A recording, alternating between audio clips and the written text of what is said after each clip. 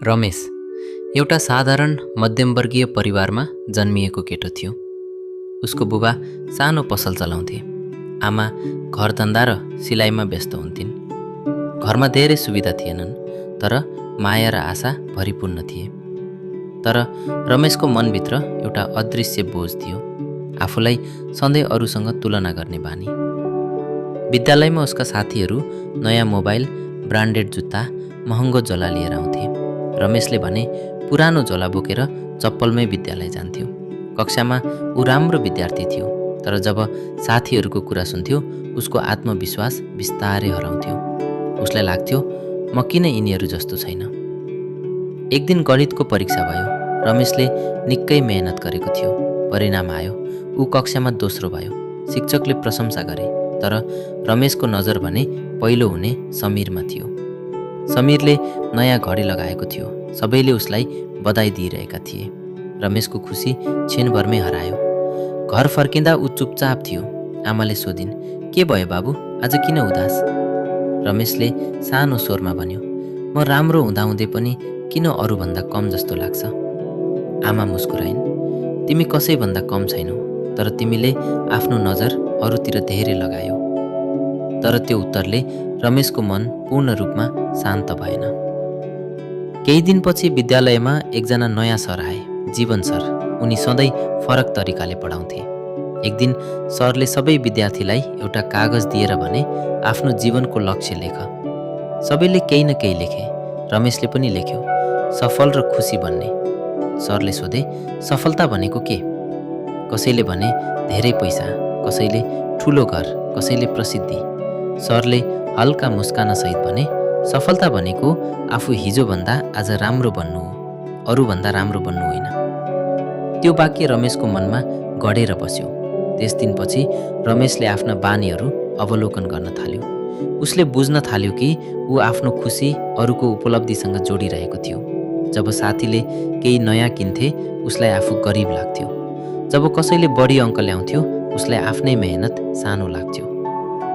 एक दिन ऊ पुस्तकालयमा बसिरहेको थियो। उसले एउटा किताबमा पढ्यो, फुलहरू बगैँचामा एकअर्कासँग तुलना गर्दैनन्। गुलाब गुलाब हो, सयपत्री सयपत्री। रमेशले सोच्यो, म किन अरू जस्तो बन्न खोज्दैछु? म आफै बन्न डराइरहेको छु। उसले सानो निर्णय गर्यो, आजदेखि आफूलाई हिजोको रमेशसँग मात्र तुलना गर्ने। उसले दैनिक साना लक्ष्यहरू बनाउन थाल्यो। हिजोभन्दा एक पृष्ठ बढी पढ्ने, हिजोभन्दा एक गल्ती कम गर्ने, हिजोभन्दा एक पटक बढी प्रयास गर्ने। बिस्तारै उसको ध्यान अरूबाट हटेर आफ्नै यात्रातिर मोडियो। समीर अझै पनि कक्षामा पहिलो हुन्थ्यो। साथीहरू अझै पनि महँगा सामान ल्याउँथे, तर रमेशको मन अब त्यति हल्लिँदैन थियो। उसले बुझिसकेको थियो, अरूको जीवन फरक छ, आफ्नो फरक। एक दिन विद्यालयमा भाषण प्रतियोगिता भयो। रमेशले भाग लियो। उसको विषय थियो, आफ्नो मूल्य चिनाऊ। उसले मञ्चमा उभिएर भन्यो, मध्यमवर्गीय परिवारमा जन्मनु कमजोरी होइन, सधैँ अरूसँग तुलना गर्नु कमजोरी हो। जब हामी आफूलाई अरूसँग तुलना गर्छौँ हामी आफ्नो शक्ति बिर्सन्छौँ, तर जब हामी आफूलाई आफ्नै प्रगतिसँग तुलना गर्छौँ हामी बलियो बन्छौँ। सभाहल तालीले गुन्जियो। जीवन सर गर्वले मुस्कुराइरहेका थिए।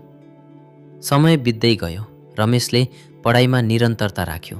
ऊ कहिलेकाहीँ हार्थ्यो, कहिलेकाहीँ जित्थ्यो, तर अब ऊ आफ्नो मूल्य बाहिरी चिजले मापन गर्दैनथ्यो। उसको आत्मविश्वास अरूको सफलताले हल्लिँदैन थियो। एक साँझ ऊ घरको छतमा बसेर आकाश हेर्दै थियो। बुबा आएर बसे। के सोच्दैछौ बाबु? रमेशले मुस्कुराउँदै भन्यो, पहिले मलाई लाग्थ्यो म अरू जस्तो छैन, अहिले मलाई थाहा भयो म जस्तो छु र त्यो पर्याप्त छ। बुबाले सन्तुष्ट हुँदै भने, त्यो बुझाइ नै सबैभन्दा ठुलो सफलता हो।